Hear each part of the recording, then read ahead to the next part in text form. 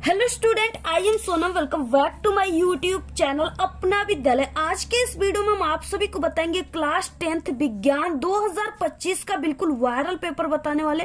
ठीक है, और ये जो पेपर आप सभी का 4 मार्च को बिल्कुल यही पेपर आने वाला है। ठीक है, क्लास 10 साइंस का पेपर आप सभी को बिल्कुल ऐसा ही आने वाला है, क्योंकि ये जो पेपर है ना, ये बिल्कुल वायरल पेपर है, 801 बी पेपर। ठीक है, और सभी जिलों में बिल्कुल यही पेपर आने वाला है। और जितने भी स्टूडेंट इस पेपर को तैयार करके जाते पूरे के पूरे वो साइंस में 70 में 70 नंबर बिल्कुल छाप करके आएंगे, मेरी 100% गारंटी।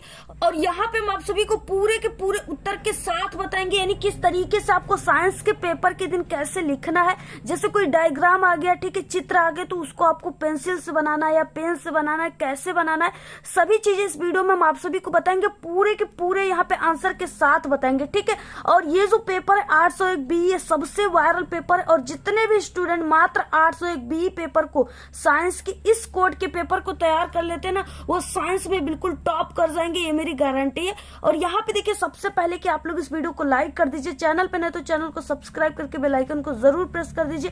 और आप लोग इस वीडियो को अपने सभी दोस्तों में जरूर शेयर कीजिएगा।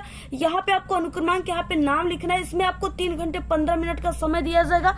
और जितने भी स्टूडेंट इस पेपर को तैयार कर लेते हैं ना, वो 4 मार्च को इस साइंस के पेपर को 250 पे ही बिल्कुल करके बैठ जाएंगे, क्योंकि वो इस बोर्ड के पेपर को पहले से इस रियल पेपर को देख चुके हैं। ठीक है, जो उनको 4 मार्च को पेपर मिलेगा, तो इसलिए वो पहले ही करके बैठ जाएंगे। ये पूर्णांक 70 का रहेगा। और जितने भी स्टूडेंट मात्र इस 801 बी पेपर के साइंस को तैयार कर लेते हैं, वो पूरे के पूरे धुआं करके आएंगे, 70 में 70 नंबर छाप करके आएंगे, एग्जाम में बिल्कुल आग लगा कर आएंगे 4 मार्च को। ठीक है, ये आप सबसे पहले प्रारंभ में आपको 15 मिनट पढ़ना है इस पूरे प्रश्न पत्र को। ये जो आप सभी का साइंस है ना, ये 3 उपखंडों में विभाजित है। ठीक है, फिजिक्स, केमिस्ट्री, बायोलॉजी, और तीनों से रिलेटेड आपके पेपर में ऑब्जेक्टिव क्वेश्चन आएंगे और सब्जेक्टिव क्वेश्चन आएंगे। तो देखिए, पहला यानी खंड अ जो है, इसमें आपको बहुविकल्पी क्वेश्चन देखने को मिलेगा 20, जिसका आंसर आपको OMR सीट पे देना है। देखिए, ये जो साइंस है, इसमें सबसे इम्पोर्टेंट निर्देश यही है कि खंड ब के प्रत्येक उपखंड के सभी प्रश्न एक साथ हल करना है। ठीक है, जैसे आप लोग अगर खंड ब को कर रहे हो, तो उसमें जितने भी उपखंड है उसको आपको, यानी खंड ब डाल करके उपखंड ब या उपखंड क डाल करके उसके पूरे क्वेश्चन को उसी में लिखना है। ये नहीं कि उपखंड क के क्वेश्चन को अगर आप लोग उपखंड ख में लिख दिए ना, तो एग्जामिनर जो है वहां पे उसका माइंड ही काम नहीं करेगा। वो सोचेगा यहाँ पे स्टूडेंट ने किस क्वेश्चन का आंसर लिखा है, जिससे वो आपके कॉपी पर ज्यादा टाइम लेगा और आपके नंबर कट जाएंगे। इसलिए आपको, यानी जिस खंड को आप लोग हल कर रहे हो, उसी खंड को आप लोग कॉपी के सबसे ऊपरी सिरे पर भी हम आपको बताएंगे, ठीक है, डाल करके उसको आपको उसी उपखंड के क्वेश्चन को वहीं पर हल करना है। ये चीजें यहाँ पे बताया गया। और प्रत्येक उपखंड, यानी जब भी आप लोग प्रत्येक उपखंड जो आप लोग क्वेश्चन को हल करोगे ना, उसे एक नए पृष्ठ यानी नए पेज से आपको शुरुआत करना है। ये नहीं कि यहाँ पे उपखंड, यहाँ पे क समाप्त हो रहा है और आधा पेज बचा है, तो आप लोग नीचे ही उपखंड यहाँ पे ख डाल दीजिए। ठीक है, और उसमें हल कर दीजिए। ऐसा आपको बिल्कुल भी नहीं करना, उसको एक नए पेज से स्टार्ट करना, ये यहाँ पे बोला गया। और यहाँ पे देखिए, सबसे पहले क्या है कि खंड अ दिया, जिसमें बहुविकल्पी क्वेश्चन आप सभी को देखने को मिला। और ये जो क्वेश्चन है ना, सभी वेरी वेरी मोस्ट इंपॉर्टेंट है, क्योंकि ये पूरा पेपर ही बिल्कुल वायरल पेपर है। ठीक है, आपके साइंस के पूरी किताब से वेरी मोस्ट इंपॉर्टेंट जो क्वेश्चन है ना, सभी पार्ट के, वो आपको इसी पेपर में मात्र देखने को मिलेगा। इसलिए ये जो पेपर बिल्कुल वायरल पेपर, अगर आप लोग इस पेपर को साइंस के तैयार करके जाओगे ना, तो आप लोग 4 मार्च को बिल्कुल जो है साइंस में टॉप कर जाओगे। तो यहाँ पे देखिए, सबसे पहला यानी उपखंड क शुरुआत होता है, यानी यहाँ से आपको सबसे पहले जो फिजिक्स पार्ट है ना, उससे रिलेटेड आपको यहाँ पे ऑब्जेक्टिव क्वेश्चन देखने को मिलेगा। देखिए, पहला क्वेश्चन क्या, अंतरिक्ष यात्रियों को आकाश दिखाई देता है, यानी जो अंतरिक्ष यात्री होते हैं उनको आकाश कैसा दिखाई देता है। ठीक है, आपके सामने 4 ऑप्शन रहेंगे, जिसमें से कोई एक ऑप्शन को आपको चुनना है। यहाँ पे पहला है काला, दूसरा नीला, बैगनी और हरा। ठीक है, तो जो अंतरिक्ष यात्री होते हैं उनको जो यानी कि आकाश दिखाई देता है, वो काला रंग का दिखाई देता है। ठीक है, ऑप्शन नंबर ए राइट है। और अगर हम लोग नीचे से देखते हैं आकाश को, तो वो कैसा दिखाई देता है दिन में, तो वो आसमानी दिखाई देता है। ठीक है, तो इस तरीके से क्या है, अगर अंतरिक्ष यात्री देखेंगे तो वो काला दिखाई देगा। ऑप्शन नंबर ए राइट है। अगला है दूसरा क्वेश्चन, एक उत्तल दर्पण की फोकस दूरी यानी एफ। ठीक है, फोकस दूरी कितनी दी हुई है, यानी फोकस दूरी क्या होगी, फोकस दूरी आपको ज्ञात करना है, जिसकी वक्रता त्रिज्या जो है यहाँ पे 32 सेमी दिया हुआ है। ठीक है, तो वक्रता त्रिज्या को r से दिखाते हैं और ये वक्रता त्रिज्या यहाँ पे 32 सेमी दी है। यहाँ पे देखिए सूत्र क्या होता है, f बराबर होता है r/2। ठीक है, तो यहाँ पे f का मान हमें निकालना है, r का मान 32 दिया हुआ है, बटे के 2 हो जाएगा। तो यहाँ पे क्या हो जाएगा, 1 और यहाँ पे बचा, यहाँ पे 1, ये 12 हो गया, 2 6 12। ठीक है, तो यहाँ पे कितना हो गया, 12 या 16 सेमी, सॉरी 16 सेमी हो गया। ठीक है, तो इसमें से कौन सा ऑप्शन राइट हो जाएगा, ऑप्शन नंबर बी राइट हो जाएगा, 16 सेमी। इस तरीके से आप सभी को ये फॉर्मूला याद रहेगा तो आप लोग इसको चुटकियों में हल कर लोगे। ठीक है, उसके बाद तीसरा क्वेश्चन है, ओम के नियम के अनुसार धारा और विभवांतर का जो ग्राफ है वो कैसा बनेगा, एक सरल रेखा, ठीक है, या वृत्त बनेगा, या टेढ़ी मेढ़ी रेखा, या उपयुक्त में से कोई नहीं। तो यहाँ पे देखिए जो रेखा बनेगा ना वो क्या बनेगा, एक सरल रेखा बनेगा। ऑप्शन नंबर यहाँ पे ए राइट हो जाएगा।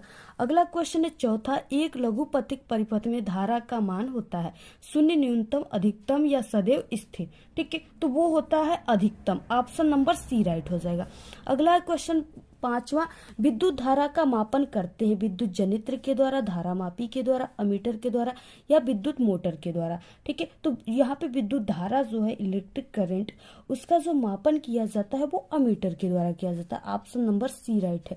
अगला 6वां नंबर का क्वेश्चन, दूरदृष्टि दोष से पीड़ित व्यक्ति के लिए चश्मे में प्रयुक्त किया जाता है। ठीक है, अवतल लेंस और अवतल लेंस, ठीक है, उत्तल लेंस, उत्तल दर्पण या अवतल दर्पण।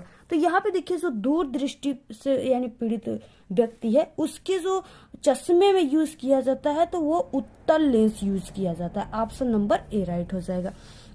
7वां क्वेश्चन, एक गोली दर्पण की वक्रता त्रिज्या 30 सेमी है तो इसकी फोकस दूरी क्या हो जाएगी। ठीक है, तो यहाँ पे देखिए क्या है कि इस तरीके से यानी r का मान दिया हुआ है। अब यहाँ पे आपको वही सूत्र पे रख देना, r/2 पे f बराबर, इसका मान यहाँ पे 30 दिया है। ठीक है, तो यहाँ पे क्या आ जाएगा, 15 सेमी आ जाएगा। कितना आ जाएगा, 15 सेमी। ऑप्शन नंबर यहाँ पे बी राइट। से देखिए उपखंड ख शुरू हो गया और यानी कि आप सभी का यहाँ से केमिस्ट्री से रिलेटेड ऑब्जेक्टिव क्वेश्चन स्टार्ट हो गया। ठीक है, निम्न में से कौन सा तत्व जो है धात्विक है, यहाँ पे पी दिया है, एच दिया है, लिथियम दिया है और यहाँ पे यस दिया है, फास्फोरस। ठीक है, तो इसमें से जो तत्व है वो कौन सा धात्विक है, तो वो लिथियम है। ऑप्शन नंबर सी राइट है। अगला क्वेश्चन है यहाँ पे 9, कौन सा कार्बनिक यौगिक असंतृप्त यौगिक है। ठीक है, एथेन, मेथेन, एथिलीन या एथिल एल्कोहल। तो यहाँ पे देखिए जो असंतृप्त है वो एथिलीन है। ठीक है, क्योंकि एथिलीन जो है इसमें क्या होता है, CH ट्रिपल बांध CH। जहां पर भी आपको ट्रिपल बांध देखने को मिलेगा वो जो है यानी तत्व वो क्या हो जाएगा, यौगिक, वो असंतृप्त हो जाएगा। तो ऑप्शन नंबर सी राइट है। अगला क्वेश्चन है देखिए यहाँ पे 10 नंबर का, धोने के सोडा का रासायनिक सूत्र क्या होता है। धोने का सोडा यानी धावन सोडा का। ठीक है, तो धावन सोडे का रासायनिक सूत्र होता है यानी Na2CO3 और यहाँ पे उसके साथ जल मिला होता है 10H2O। ठीक है, ऑप्शन नंबर बी राइट है। बाकी बेकिंग सोडा का सूत्र क्या होता है आप लोग कमेंट करके बताइएगा इसमें से कौन सा ऑप्शन है। ठीक है, इसके बाद अगला क्वेश्चन 11, कॉपर यानी तांबा अयस्क है, कॉपर का अयस्क कौन सा है, बॉक्साइट, मेलेकाइट, कार्नेलाइट या सीडेराइट। ठीक है, तो इसमें से जो कॉपर का अयस्क है वो मेलेकाइट है। ऑप्शन नंबर बी राइट है। ठीक है, इसके अलावा कॉपर का प्रमुख अयस्क जो है वो कॉपर पायराइट है। इसके बाद अगला क्वेश्चन यहाँ पे 12, निम्नलिखित में से दुर्बल अम्ल है, HCl, HCN, ठीक है, HNO3, H2SO4। तो यहाँ पे पूछ रखा है दुर्बल। ठीक है, दुर्बल जो है यानी निम्न में से कौन सा दुर्बल अम्ल है, तो वो है HCN। Option number B right हो जाएगा। तो यहाँ पे हो जाएगा HCN, option number B right है। अगला क्वेश्चन, अम्ल से हाइड्रोजन हटाने वाला तत्व है। अम्ल से जो हाइड्रोजन हटाने वाला तत्व है वो Zn है। ठीक है, ऑप्शन नंबर ए राइट है। यहाँ पे जिंक। अब इसके बाद देखिए उपखंड ग स्टार्ट होता है। यहाँ से 14 नंबर का क्वेश्चन है, प्रचलित रूप से ऊर्जा गृह कहलाता है क्लोरोप्लास्ट, ठीक है, राइबोसोम्स या माइक्रोकांडिया या लाइसोसोम्स। तो यहाँ पे जो है ये माइक्रोकांडिया जो है ये ऊर्जा का घर इसको कहते हैं। ऑप्शन नंबर सी राइट हो जाएगा। अगला नंबर का क्वेश्चन है, मानव बीक का कार्य क्या होता है। ठीक है, मानव बीक का जो कार्य होता है वो होता है उत्सर्जन का। ऑप्शन नंबर डी राइट है। अगला क्वेश्चन है 16, केवल प्रोटीन के बने होते हैं, कौन सा तत्व केवल प्रोटीन का बना होता है। ठीक है, तो यहाँ पे प्रायोन्स। ऑप्शन नंबर क्या हो जाएगा, सी राइट है। 17 नंबर का क्वेश्चन है, हीमोग्लोबिन महत्वपूर्ण भूमिका निभाता है उत्सर्जन में, श्वसन में, पाचन में या वृद्धि में। तो यहाँ पे देखिए ये श्वसन में निभाता है, ठीक है, ऑप्शन नंबर बी राइट है। 18 नंबर का क्वेश्चन है, पौधे में कायिक प्रवर्धन के लिए कौन सा भाग अधिक अनुकूल होता है, ठीक है। तो यहाँ पे कौन सा भाग हो जाएगा, वो परकलिका, ऑप्शन नंबर डी राइट हो जाएगा। अगला क्वेश्चन है 19 नंबर का क्वेश्चन, एक द्विसंकर का दर्श प्रारूप होता है, ठीक है, वो क्या होता है, 9 संबंधे 3 संबंधे 3 संबंधे 1, ऑप्शन नंबर सी राइट है। अगला क्वेश्चन है यहाँ पे 20 मनुष्य में गुणसूत्रों की संख्या होती है। मनुष्य में देखिए जो गुणसूत्रों की संख्या होती है वो यहाँ पे 46 होती है, ऑप्शन नंबर सी राइट है, ठीक है, इस तरीके से। तो ये थे 20 ऑब्जेक्टिव क्वेश्चन जो बहुत ही इंपॉर्टेंट है, आप लोग पूरा तैयार कर लो। इसके बाद तो यहाँ पे देखिए खंड ब है जिसमें वर्णनात्मक प्रश्न यहाँ से स्टार्ट होता है 50 नंबर का। सबसे पहले उपखंड क दिया, यानी फिजिक्स से रिलेटेड क्वेश्चन आपको सबसे पहले देखने को मिलेगा। यहाँ पे देखिए पहला नंबर का क्वेश्चन है कि एक लेंस की फोकस दूरी की गणना कीजिए यदि उसकी क्षमता, ठीक है, पहला क्षमता यहाँ पे -2.0 डायोप्टर है, यदि यानी प्लस का 1 डायोप्टर की क्षमता वाला लेंस इसके साथ जोड़ दिया जाए तो संयुक्त लेंस की जो फोकस दूरी है वो क्या हो जाएगी, ठीक है। ये 4 नंबर का क्वेश्चन है, बहुत ही इंपॉर्टेंट क्वेश्चन है। सबसे पहले देखिए यहाँ पे क्या है कि यदि यानी उसकी क्षमता, यानी यहाँ पे क्षमता दिया हुआ है और यहाँ पे 2 क्षमता दिया है, क्षमता को P से दिखाते हैं यानी पावर, तो यहाँ पे P1 और इसको हम P2 मान लेते हैं, ठीक है। तो यहाँ पे पहला क्षमता यानी P1 बराबर हो जाएगा, कितना मान दिया है यहाँ पे माइनस, ठीक है, 2.0 डायोप्टर, और यहाँ पे देखिए माइनस दिया हुआ है, ठीक है। तो ये क्या है, यानी माइनस दिया हुआ है क्षमता, तो इसका मतलब ये अवतल लेंस है। कौन सा लेंस है, अवतल लेंस है, ठीक है। और इसके बाद देखिए यहाँ पे क्या दिया है, प्लस का 1 डायोप्टर, यानी P2 का मान यहाँ पे दिया हुआ है प्लस का 1 डायोप्टर। अगर यहाँ पे देखिए प्लस का दिया है तो ये कौन सा हो जाएगा, ये उत्तल लेंस हो जाएगा, ठीक है, कौन सा, उत्तल लेंस हो जाएगा ये, इस तरीके से।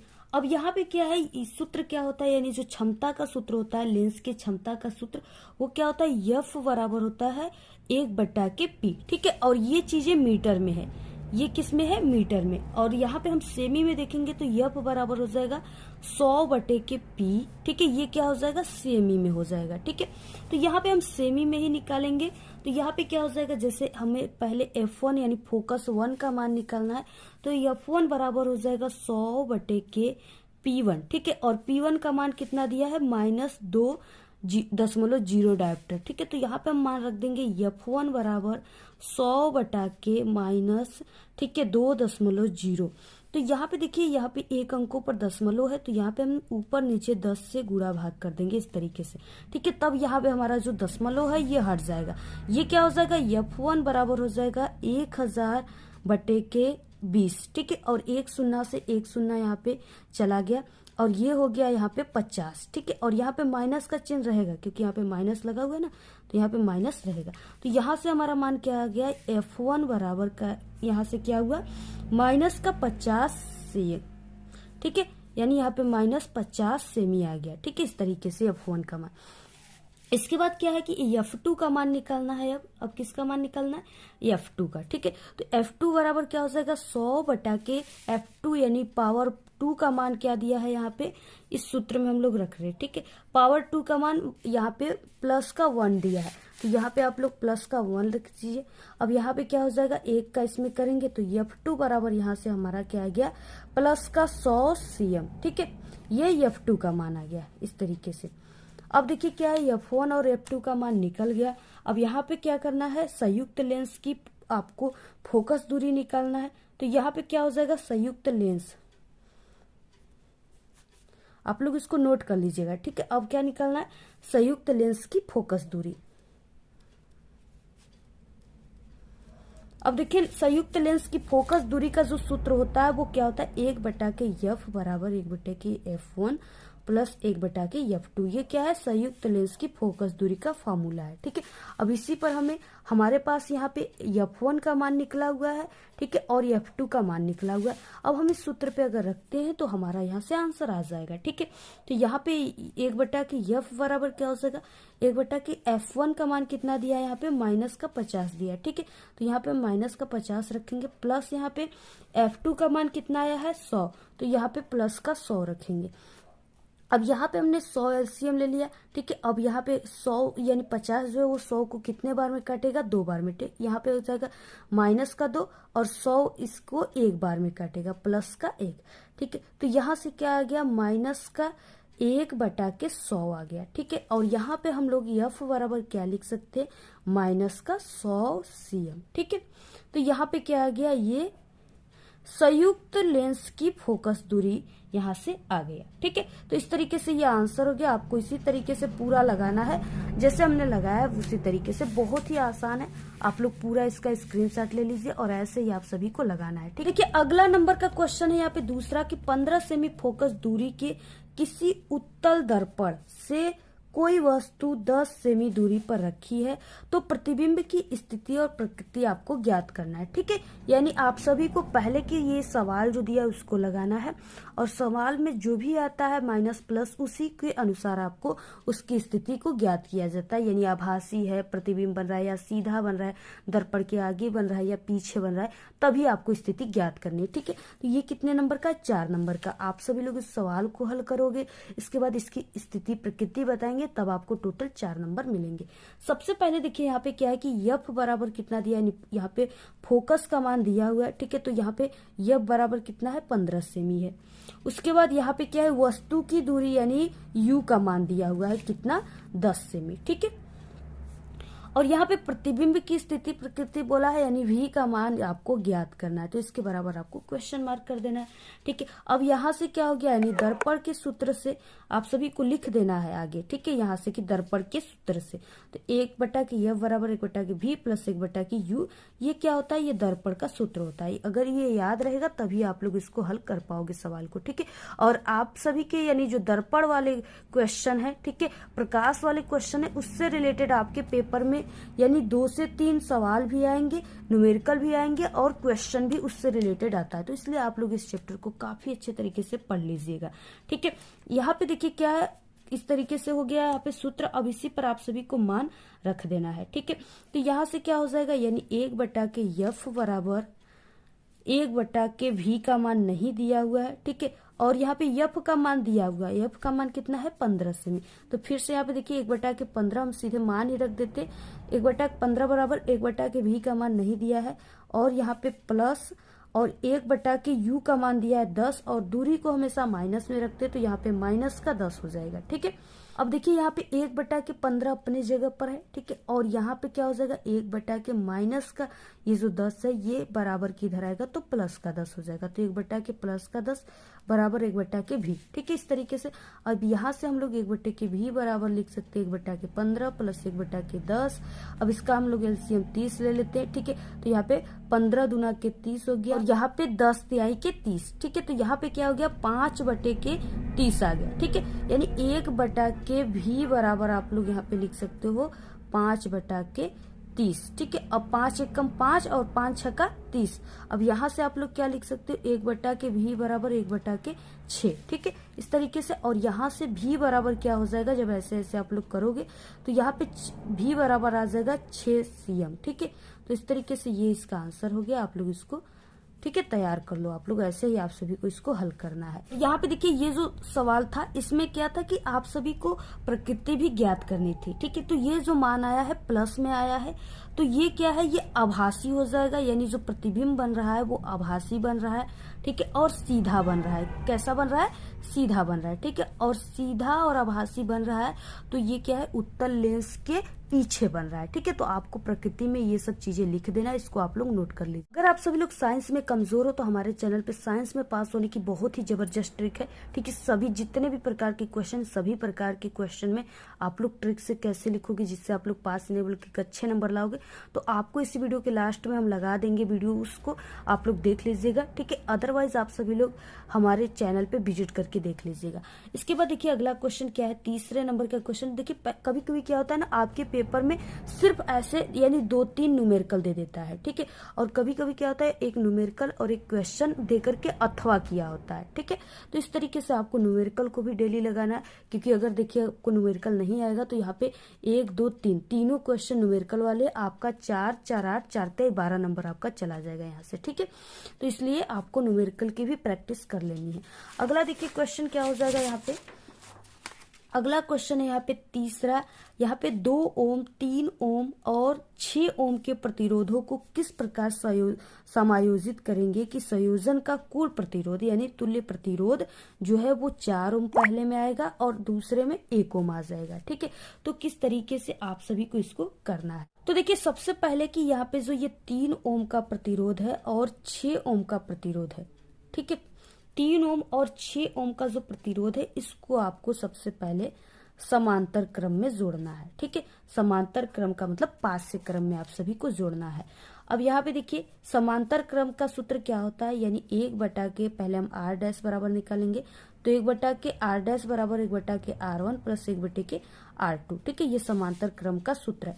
अब इसी पर आपको रख देना 1/के r डैश बराबर 1/के r1 का मान 3 रख दीजिए और प्लस 1/के r2 का मान यहाँ पे 6 रख दीजिए। ठीक है, 6 इसका एलसीएम हो जाएगा, यहाँ पे हो जाएगा 3 दूना के 6 और प्लस 6 कम 6। ठीक है, तो यहाँ पे हो जाएगा 3/6 यानी कि यहाँ से आ गया 2 ओम। ठीक है, r डैश बराबर क्या आ जाएगा, यहाँ से 2 ओम आ जाएगा। ठीक है,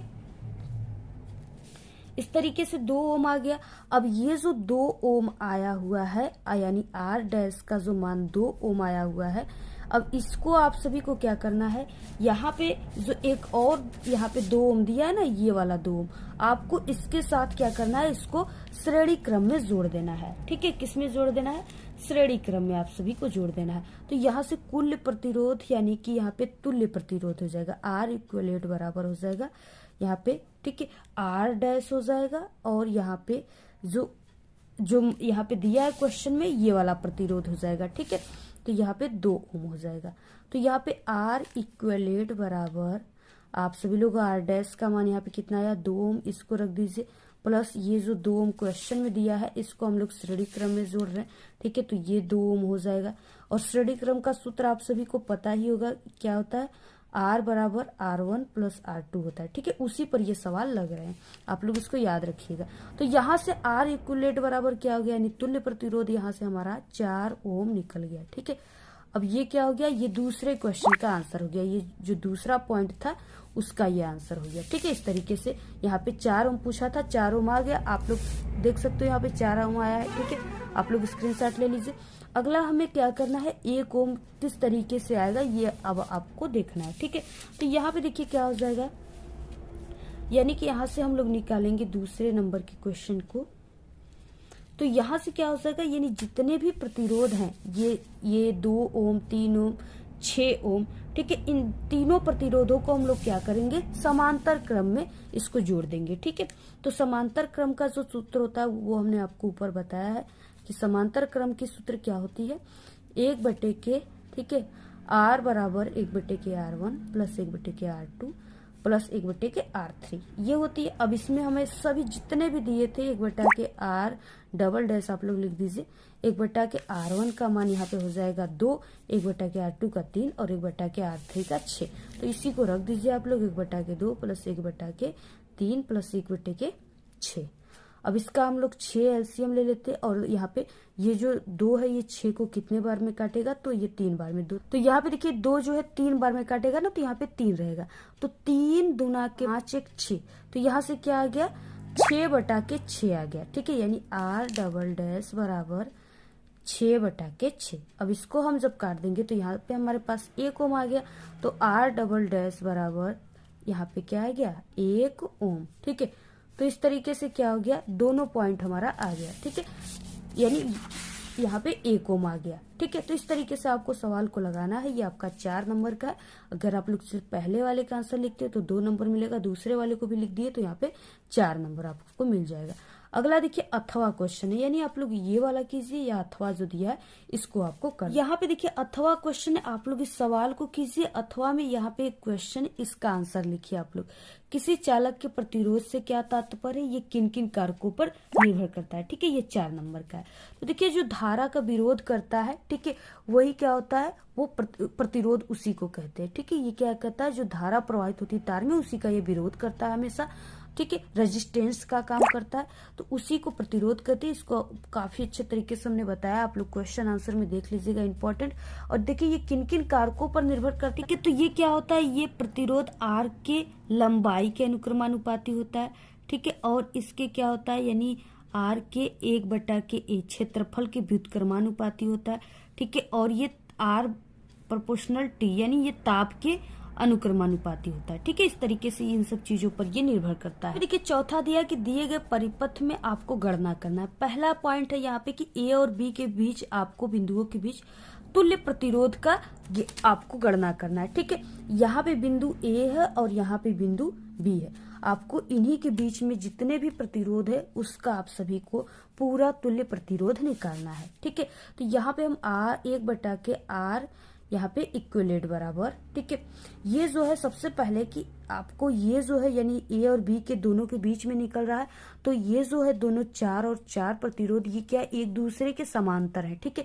यानी ये समांतर क्रम में जुड़ेंगे और समांतर क्रम का सूत्र हमने आपको बताया है आगे क्या होता है 1/r बराबर, ठीक है, 1/r1 + 1/r2 ये समांतर क्रम का सूत्र है। अब आपको इसी पे लिख देना है पहले, ठीक है। 1/r बराबर या r डैश बराबर क्या हो जाएगा 1/r1 + 1/r2, ठीक है। अब आप सभी को मान रख देना है यहाँ पे 1/r1 की जगह आपको 4 रखना है प्लस 1/r2 की जगह भी 1/r1 का मान 4, 1/r2 का मान 4। अब जब ये हर बराबर होता है तो क्या होता है ये वही लिखा जाता है और ऊपर की चीजें जुड़ी जाती हैं, तो 1 1 2, ठीक है। तो इस तरीके से 2 1 कम 2 और 2 दूना के 4, ठीक है। यहाँ पे r डैश बराबर क्या आ गया 2 ओम आ गया। कितना आ गया 2 ओम आ गया, ठीक है। अब ये जो 2 ओम है अब आप सभी को क्या अब यहाँ पे क्या हो गया ये पूरा हट गया, ठीक है। ये सिर्फ इस तरीके से हो गया ऐसे ऐसे और ये हो गया 2 ओम। हमने इसको दोनों को जोड़कर निकाल दिया, ठीक है। हल करने के बाद 2 ओम आ गया। अब ये 2 ओम और 4 ओम क्या है ये एक दूसरे के श्रेणी क्रम में जुड़े हुए हैं, ठीक है। अब यहाँ पे आपको श्रेणी क्रम का यहाँ पे निकालना है। तो श्रेणी क्रम में आप सभी का क्या होता है यहाँ पे श्रेणी क्रम, ठीक है। श्रेणी क्रम का सूत्र क्या होता है हमने कई बार बताया आपको कि r बराबर r1 + r2, ठीक है, ये होता है। अब आपको क्या करना है 1/r डबल डैश बराबर 1/r1 का मान यानी इसको आप लोग रख दीजिए, ठीक है। इसको r डैश भी मान सकते हो आप लोग। तो इसका मान यहाँ पे 2 ओम आया है और प्लस यहाँ पे r2 का मान यानी यहाँ पे जो 4 है इसको लिख देना है आपको 4, ठीक है। तो r यहाँ पे डबल डैश बराबर कितना आ गया 6 ओम, ठीक है। तो इस तरीके से पहले यानी जो पॉइंट था इसका आंसर यहाँ पे 6 ओम आ गया, ठीक है, पहले वाले का आंसर। उसके बाद देखिए यहाँ पे क्या है धारा का मान आप सभी को ज्ञात करना है। धारा का मान यहाँ पे देखिए वोल्ट दिया हुआ है 6 वोल्ट, ठीक है।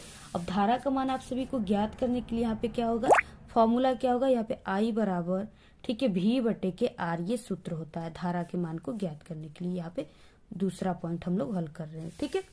आप लोग इसको अच्छे से नोट कर लीजिएगा इसको, ये पहला पॉइंट है, यहाँ से दूसरा पॉइंट स्टार्ट हो रहा है। अब देखिए क्या हो जाएगा यानी कि एक भी का मान हमने आप सभी को बताया कितना है यहाँ पे 6 वोल्ट दिया है, ठीक है, आपके क्वेश्चन में ही। तो यहाँ पे I बराबर क्या हो जाएगा भी का मान 6 दिया है और यहाँ पे जो R इक्विलेट यानी टोटल जो यहाँ पे तुल्य प्रतिरोध निकला है वो कितना निकला है 6 ओम, ठीक है। तो यहाँ पे 6 हो जाएगा। अब ये कट गया इससे, यहाँ पे बराबर कितना आ जाएगा 1 और धारा का मात्रक एम्पियर, ठीक है। तो यहाँ से हमें 1 एम्पियर मिल गया, धारा का मान I बराबर 1 एम्पियर, ठीक है। और उसके बाद देखिए यहाँ पे तीसरा है कि A तथा C बिंदुओं के बीच विभवांतर आपको ज्ञात करना है। A और C बिंदुओं के बीच कितने प्रतिरोध है यहाँ पे 2 प्रतिरोध जुड़े थे। अब उस प्रतिरोध को हमने हल कर दिया तो ये सिर्फ 2 यहाँ पे 2 ओम बचा हुआ है, ठीक है। तो यहाँ पे यानी कि हमें A और C के बीच में निकालना है, यहाँ पे क्या निकालना है विभवांतर, ठीक है। तो हमें प्रतिरोध में क्या हम लोग रखेंगे 2 ओम रखेंगे। तो यहाँ से क्या हो जाएगा सूत्र क्या होता है पहले विभवांतर बराबर V बराबर I × R होता है, ठीक है, ये सूत्र होता है। यहाँ से हम लोग तीसरा पॉइंट को हल कर रहे हैं, नोट कर लीजिएगा आप लोग, ठीक है। अब यहाँ से V बराबर I का मान अभी हमने तुरंत निकाला है कितना 1, तो 1 हो जाएगा इंटू R का मान क्या है A और C के बीच सिर्फ निकालना है, A और C के बीच तो 2 ओम जुड़ा हुआ है, यही 2 ओम को रख देना है और क्या 2 ओम हो गया। अब V बराबर यहाँ से कितना आ गया 2 और यहाँ पे वोल्ट, ठीक है, 2 वोल्ट आ गया। तो इस तरीके से ये टोटल आंसर हो गया, आप लोग इसको नोट कर लीजिएगा। यहाँ से फर्स्ट था, यहाँ दूसरा हल हुआ है और यहाँ पे तीसरा पॉइंट है, इतना सा बस इतना है, बहुत ही छोटा छोटा। अगर आपको फॉर्मूला याद है तो आप लोग सभी सवाल को चुटकियों में कर लोगे, ठीक है। अथवा क्वेश्चन है, आप लोग इस सवाल को हल कीजिए। अथवा में ये जो एक क्वेश्चन दिया है इसका आंसर लिखिए। ठीक है, तो अथवा वाले क्वेश्चन को आंसर भी हम बता देते हैं आपको जो भी अच्छे तरीके से समझ में आए। आपको ये होता है कि हम ये वाला क्वेश्चन करेंगे, आप लोग वही क्वेश्चन कीजिएगा। हम यहाँ पे आपको दोनों का आंसर बता देते हैं। ठीक है, कांच के प्रिज्म के द्वारा श्वेत प्रकाश के वर्ण विक्षेपण की परिघटना उपयुक्त किरण आरेख खींचकर आपको स्पष्ट करना है। ठीक है, तो यहाँ पे देखिए आपको प्रिज्म बनाना है और उसमें आपको श्वेत प्रकाश के वर्ण विक्षेपण की घटना को दिखाना है। ठीक है, सबसे पहले देखिए इस तरीके से क्या है, ये प्रिज्म है। आपको इस तरीके से त्रिभुज की तरह होता है, प्रिज्म बना लेना है। और यहाँ से क्या जा रहा है, यहाँ से श्वेत किरण जा रहे हैं। ठीक है, यहाँ से श्वेत किरण जा रहे हैं। अब जब इस तरीके से श्वेत किरण जाता है, तो जब ये प्रिज्म में जाता है ना, तो ये श्वेत किरण जो होता है, सफेद रंग का किरण, ये 7 रंगों में विभक्त हो जाता है। देखिए यहाँ पे क्या है, ये यहाँ पे विरल माध्यम से जा रहा है। अब फिर से यहाँ पे जब ये प्रिज्म में प्रवेश किया तो यहाँ पे इसको सघन माध्यम हो गया। ठीक है, तो ये क्या हो गया, यानी इस तरीके से अभिलंब ये है। अब इसके ये सघन माध्यम में जाने के बाद ये ऐसे झुक गया। ठीक है, अब फिर से ये क्या हुआ, ये विरल माध्यम में फिर से आ गया, तो ये फिर से अभिलंब से दूर हट गया इस तरीके से। तो यहाँ पे जब ये जो श्वेत रंग की प्रकाश प्रिज्म में जा रही है, तो ये 7 रंगों में ऐसे विभक्त हो जा रही है। ठीक है, अब जब ये प्रिज्म से निकल रही है, तो इसको जब हम एक पर्दा पर लेते हैं तो इसमें हमें 7 रंग दिखाई देते हैं। पहला लाल, ठीक है, दूसरा नारंगी, पीला, हरा, आसमानी, नीला और बैगनी। इस तरीके से इतने कलर दिखाई देते हैं। ठीक है, तो यही क्या है, इसी को कांच के प्रिज्म के द्वारा श्वेत प्रकाश का विक्षेपण कहते हैं। ठीक है, अब देखिए क्या है, आपको आंसर पढ़ लेना है। यहाँ पे कांच, यहाँ पे क्या हो जाएगा, आवश्यक सामग्री आपको इसमें लिखना है कि गत्ते की एक सीट एवं एक प्रिज्म लेते हैं। क्रिया विधि हो जाएगा, गत्ते की एक मोटी सीट लेकर के इसके मध्य में एक छोटा छिद्र या एक पतली झिर्री बनाई जाती है तथा पतली झिर्री पर सूर्य का प्रकाश पड़ने दीजिए। ठीक है, इस तरीके से यहाँ पे सूर्य की प्रकाश पड़ने दीजिए। अब क्या है, पड़ने दीजिए, इसके द्वारा श्वेत प्रकाश एक पतला किरण पुंज के प्राप्त होता है। दूसरा क्या है, अब प्रिज्म जो है वो प्रिज्म लेकर चित्र में दिखाई गई स्थिति के अनुसार झिर्री से प्रकाश को इसके एक फलक पर डालिए। ठीक है, इस तरीके से एक फलक पर प्रिज्म के डाला जा रहा है ऐसे। अब क्या है, तीसरे में प्रिज्म को धीरे धीरे इस प्रकार घुमाइए कि इसके निकलने वाला जो प्रकाश है वो पास रखे पर्दे पर दिखाई देने लगे। ये जो पर्दा है इस पे दिखाई देने लगे। प्रेक्षण एवं निष्कर्षक प्रिज्म के द्वारा विभिन्न वर्णों का क्रम बैगनी, जामुनी, नीला, हरा, पीला, नारंगी तथा लाल प्राप्त होता है। प्रकाश के अवयव वर्गों के इस बैंड को स्पेक्ट्रम कहते हैं। प्रकाश के अवयवों के वर्गों में विभाजन को ही वर्ण विक्षेपण कहते हैं। ठीक है, तो इस तरीके से जितना चीजें हैं आपको लिख देना है। अगर आप लोग जो चित्र हमने बताया इसको क्रिया विधि को समझ गए तो बाकी वही सब चीजें उसी के बारे में आपको लिखना है। यहाँ पे बहुत ही इंपॉर्टेंट है, ये पेपर में पक्का आपसे भी क्या आएगा, हर साल आता है। ठीक है, तो आप लोग इसको तैयार कर। अब यहाँ से देखिए उपखंड ख स्टार्ट होता है जिसमें बायोलॉजी से रिलेटेड क्वेश्चन है। 5वां क्वेश्चन है, 5वें का ख, निम्नलिखित यौगिकों का आपको संरचना सूत्र लिखना है। ठीक है, 2 नंबर में पहला यहाँ पे प्रोपेनॉल 2 दिया है, नॉल लगा है, यानी इसमें OH समूह जुड़ा हुआ है दूसरे नंबर पे। ठीक है, अब आप सभी को इसका संरचना सूत्र बना लेना है। यहाँ पे देखिए प्रोपेनॉल यानी 1 का अगर 1 कार्बन है तो उसको कहते हैं हम लोग मेथेन है। उसके बाद अगर 2 कार्बन है तो उसको एथेन कहते हैं। अगर 3 कार्बन है तो उसको प्रोपेन कहते हैं। ठीक है, तो यहाँ पे कार्बन की संख्या, यहाँ पे प्रोपेन दिया है तो कार्बन की संख्या हम लोग 3 लेंगे। ठीक है, तो यहाँ पे क्या हो जाएगा CH3 और उसके बाद CH, उसके बाद CH3। ठीक है, और यहाँ पे क्या है नॉल यानी नॉल 2 यानी दूसरे नंबर पे OH समूह जुड़ा है। OH को ऑल कहते हैं यानी नॉल कहते हैं। ठीक है, तो 1 कार्बन 2 और 3 कार्बन और दूसरे नंबर पे दिया है 2 दिया है तो दूसरे नंबर पे यहाँ पे OH समूह जुड़ा हुआ है। ठीक है, तो ये हो गया प्रोपेनॉल। ठीक है, यही है संरचना, आप लोग बना लीजिएगा। 1 2 3 कार्बन भी है यहाँ पे। और उसके बाद क्या है पेंटेनल यानी 1 कार्बन को मेथेन, दूसरे को एथेन, तीसरे को प्रोपेन, चौथे को ब्यूटेन और 5वें कार्बन को पेंटेन कहते हैं, यानी यहाँ पे C5 रहेगा। ठीक है, तो कार्बन की संख्या हमें 5 लेना है, तो यहाँ पे हम ले लेते पहले 1 2 3 4। ठीक है, 5 कार्बन की संख्या कितनी रहेगी, 5 रहेगा।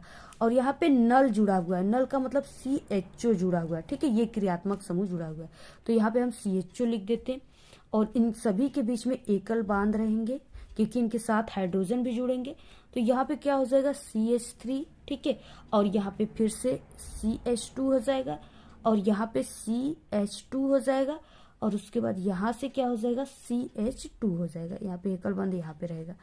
अब यहाँ पे ये पूरा क्या हो गया, एक कार्बन, ठीक है, 2 कार्बन, 3 4 5 कार्बन है, 5 कार्बन और यहाँ पे CHO समूह जुड़ा हुआ है, अल समूह। तो ये क्या हो गया पेंटेनल, ठीक है। तो यही आपको दोनों संरचना बना लेना है, यही दोनों संरचना आपको बनाना है, ठीक है।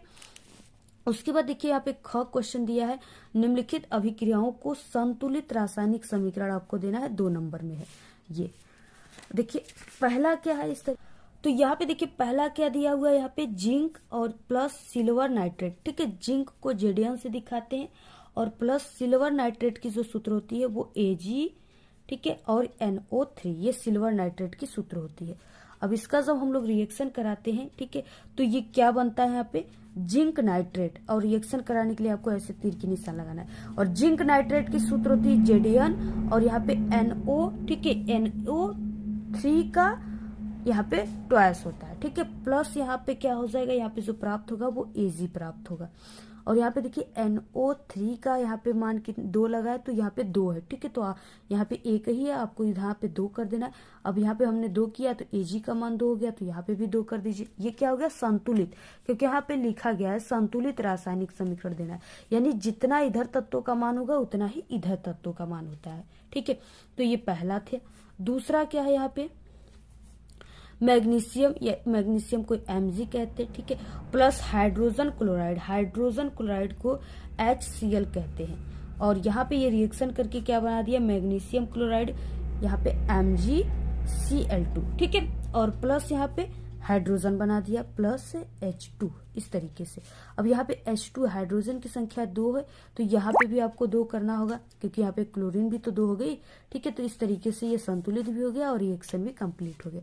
आप लोग पूरा स्क्रीनशॉट ले लीजिए, ठीक है, ऐसे। उसके बाद देखिए 6वां नंबर का क्वेश्चन है, प्रत्येक यौगिक के 2-2 उपयोग आप सभी को लिखना है। पहला है कास्टिक सोडा, ठीक है, कास्टिक सोडा यानी वही जो Na2CO3 था, ठीक है, सोडियम कार्बोनेट, इसी को कास्टिक सोडा कहते हैं। तो कास्टिक सोडा का देखिए पहला जो उपयोग है ये लुगदी और कागज को बनाने में किया जाता है, ठीक है। और उसके बाद कास्टिक सोडा का यूज जो शैम्पू वगैरह जो यूज होता है ना, शैम्पू, साबुन, कपड़े धोने वाले जो डिटर्जेंट पाउडर होते हैं उसमें यूज किया जाता है, ठीक है। तो ये सब चीजें आप लोग लिख सकते हो कि इन सब चीजों के निर्माण में किया जाता है। 2-2 उपयोग लिखना है, 2 हो गया।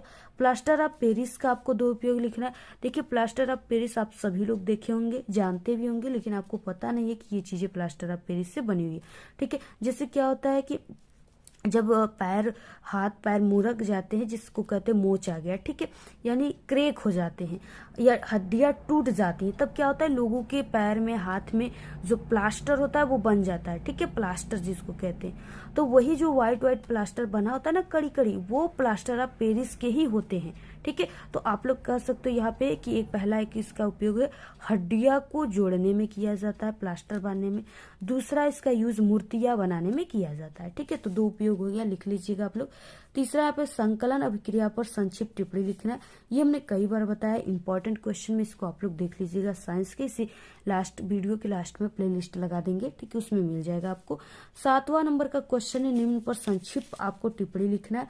कार्बनिक यौगिकों को निम्न में से आपको समझाना है। आपका यहाँ पे कितने नंबर का है, 6, यहाँ पे 6 नंबर का है, ठीक है। अथवा में भी दिया हुआ है, दोनों में से किसी एक को करना है। तो ये तीनों चीजों को हमने 4 से 6 बार बताया इंपॉर्टेंट क्वेश्चन में। अथवा में देखिए प्लास्टर ऑफ पेरिस का रासायनिक सूत्र आपको लिखना है, इसका निर्माण किस प्रकार किया जाता है, इसके गुणधर्म भी आप सभी को लिखना है, ठीक है। इसको भी हमने कई बार बताया है, 4 से 5 बार, आप लोग इसको भी देख लीजिएगा, ठीक है। अब यहाँ से देखिए क्या स्टार्ट, ये भी 6 नंबर का है। यहाँ पे उपखंड ग आ गया, ठीक है, इसको हमने इंपॉर्टेंट क्वेश्चन में भी बताया है, तो आप लोग इसको देख लीजिएगा। 8वें नंबर का क्वेश्चन है, पुरुष में पाए जाने वाले लिंग गुणसूत्र का आपको विवरण देना है, ठीक है। ये आप सभी का 2 नंबर में है। तो यहाँ पे देखिए क्या हो जाएगा, आंसर क्या हो जाएगा, जो मानव है ना, मानव कोशिकाओं में 23 जोड़े गुणसूत्र पाए जाते हैं, जिनमें से प्रथम जो 22 जोड़े हैं उसमें गुणसूत्र नर व मादा में एक समान होते हैं। ठीक है, नर मादा दोनों में एक समान होते हैं। और लिंग निर्धारण इन 22 जोड़ों गुणसूत्रों पर निर्भर नहीं करता है, क्योंकि ये नर व मादा में एक समान प्रकार के होते हैं। ठीक है, यक्ष दोनों होते हैं, प्रकार के होते हैं, अतः इन्हें अलिंग गुणसूत्र कहा जाता है। अंतिम 23वां जो जोड़ा होता है उस गुणसूत्र में नर में, ठीक है, यक्ष वाई प्रकार का, जबकि मादा में यक्ष प्रकार का होता है। यानी यक्ष वाई जो होते हैं इसमें बॉय आते हैं, और यहाँ पे यक्ष जो है इसमें गर्ल आती हैं। ठीक है, और जो लिंग का निर्धारण करता है, जब नर का यक्ष गुणसूत्र मादा के यक्ष गुणसूत्र से मिलता है तो यक्ष प्रकार का गुणसूत्र बनता है। यक्ष प्रकार का यानी कि यहाँ पे लड़की की जन्म होती है। ठीक है, और यहाँ पे क्या है, जबकि मादा गुणसूत्र जो कि मादा गुणसूत्र कहलाता है, अतः लड़की का जन्म होता है। लेकिन यदि नर का वाई गुणसूत्र मादा के यक्ष गुणसूत्र से मिलता है तो यक्ष वाई प्रकार का गुणसूत्र बनता है। इसे नर गुणसूत्र कहते हैं। इस प्रकार जो होता है लड़के का जन्म होता है, यानी ये लड़कों में यक्ष वाई गुणसूत्र पाए जाते हैं। ठीक है, तो यही यहाँ पे कहा गया है। बाकी आप लोग पूरा स्क्रीनशॉट ले लो, बहुत ही इजी है। ठीक है, आप लोग इसका क्रॉस भी करा लीजिए। इस तरीके से आप लोग क्रॉस भी इसका करा लोगे, यक्ष और यक्ष वाई, इसका आप लोग ऐसे ऐसे क्रॉस भी करा सकते हो। ठीक है, यहाँ पे इस तरीके से यहाँ पे लड़की का जन्म हो गया, यहाँ पे लड़कों का जन्म हो गया। तो इस तरीके से आप सभी लोग पूरा स्क्रीनशॉट ले लो, बहुत इंपॉर्टेंट है ये, पक्का पेपर। अगला देखिए, यहाँ पे 2 नंबर का क्वेश्चन है, मेंडल के द्वारा प्रतिपादित प्रभावी तथा अप्रभावी लक्षणों को आपको समझाना है। ठीक है, सर क्या हो जाएगा, जीवों के गुणों को 2 जोड़ों में बांटा जाता है। प्रत्येक के दोनों गुण इस प्रकार संबंधित होते हैं कि अगर दोनों गुणों को एक साथ एक ही जीव में उपस्थित करते हैं तो इनमें से एक गुण जो है वो प्रभावी होता है, यानी दिखाई देता है, जबकि दूसरा गुण जो है वो स्वयं दिखाई नहीं देता है, तो उसे जो दिखाई देता है उसे प्रभावी कहते हैं, और जो नहीं दिखाता है उसे अप्रभावी गुण कहते हैं। मेंडल ने लंबे पौधे के लक्षण को प्रभावी और बौने जो पौधे थे, ठीक है, उनके लक्षण को अप्रभावी कहा है। तो यही है मेंडल के प्रभाविता और अप्रभाविता का नियम। ठीक है, प्रभावी और अप्रभावी यही है, बस थोड़ा सा है, आप लोग इसको तैयार कर लीजिए। अगला क्वेश्चन है, देखिए 9, स्थलीय परितंत्र में पाए जाने वाले खाद्य जल का आपको उदाहरण सहित समझाना है 4 नंबर में। स्थलीय का मतलब जो धरती पे पाए जाते हैं, ठीक है, जो भूमि पर पाए जाते हैं। अब देखिए आप सभी को आंसर कैसे लिखना है, सबसे पहले आप लोग इस चित्र के माध्यम से समझ जाइए। ठीक है, यहाँ पे क्या है, इस तरीके से पहले कि यहाँ पे एक पौधा है। अब इस पौधे को टिड्डा खा गया। ठीक है, अब ये जो टिड्डा है इसको क्या खाएगा, ये मेढक का, यहाँ पे ये मेढक का भोजन है टिड्डा। ठीक है, जो सुग्गे होते हैं। और उसके बाद ये जो मेढक है ये भी बच के नहीं रहेगा, क्योंकि इसको कौन खा जाएगा, इसको बाज खा जाएगा। ठीक है, और इसके बाद यहाँ पे देखिए ये जो पौधे हैं, इस पौधे को चिड़िया भी खाती है। ठीक है, और कुछ चिड़िया जो है इनको बाज भी खा जाता है। इसके बाद ये जो पौधा है इसको खरगोश खाता है।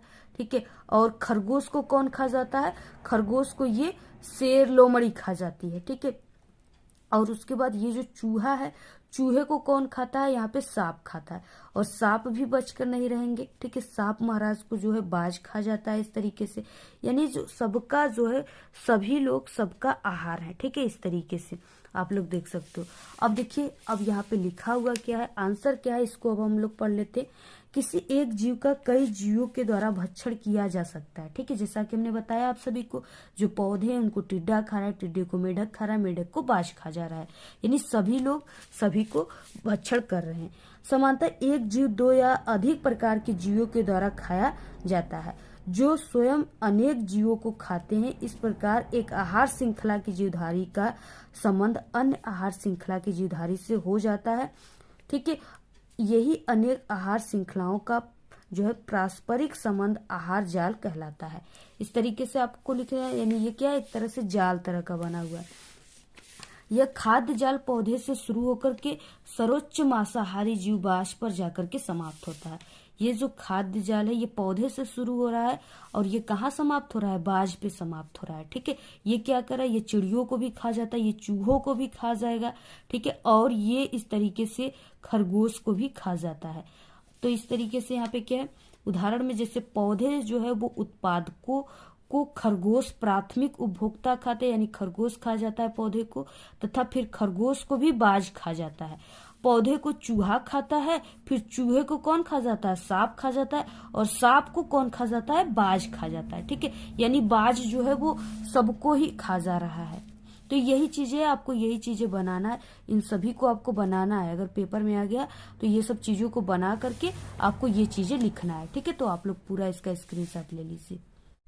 और यहाँ पे देखिए अथवा क्वेश्चन है, आप लोग इसको कीजिए, यानी ये परितंत्र को आप लोग बनाइए।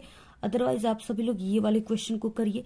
नलिका विहीन ग्रंथियां क्या होती है, थायराइड ग्रंथि की संरचना तथा उसके कार्यों का वर्णन करना है। ठीक है, ये आपका 4 नंबर में। तो आपको दोनों में से किसी एक को करना है। ये जो पहला वाला ये सही है, आप लोग इसको बनाकर भी लिखोगे तो नंबर मिल जाएगा। तो आप लोग पहले वाले क्वेश्चन को ही कीजिएगा। ठीक है, और इसका आंसर आपको हमारे अदर जो सेट बने हुए पेपर साइंस के उसमें मिल जाएगा। अगला क्वेश्चन है 10वां, मनुष्य के दोहरे परिसंचरण की व्याख्या आपको करना है। ठीक है, ये 4 नंबर के है। अब यहाँ पे देखिए क्या हो जाएगा, मनुष्य के दोहरे परिसंचरण, उत्तर क्या हो जाएगा यहाँ पे, मनुष्य के परिसंचरण तंत्र को दोहरा परिसंचरण तंत्र इसलिए कहते हैं क्योंकि प्रत्येक चक्र में रुधिर 2 बार हृदय में जाता है। हृदय का दायां और बायां, ठीक है, बंटवारा ऑक्सीजनित तथा विऑक्सीजनित रुधिर को मिलाने से रोकता है, यानी जिसमें ऑक्सीजन मिल गया है और जिसमें ऑक्सीजन नहीं मिला उसको मिलाने से रुधिर में रोकता है। क्योंकि हमारे शरीर में जो है उच्च ऊर्जा की आवश्यकता होती है, जिसके लिए उच्च दक्षता पूरी यानी क्षमता वाले ऑक्सीजन की जरूरी होती है।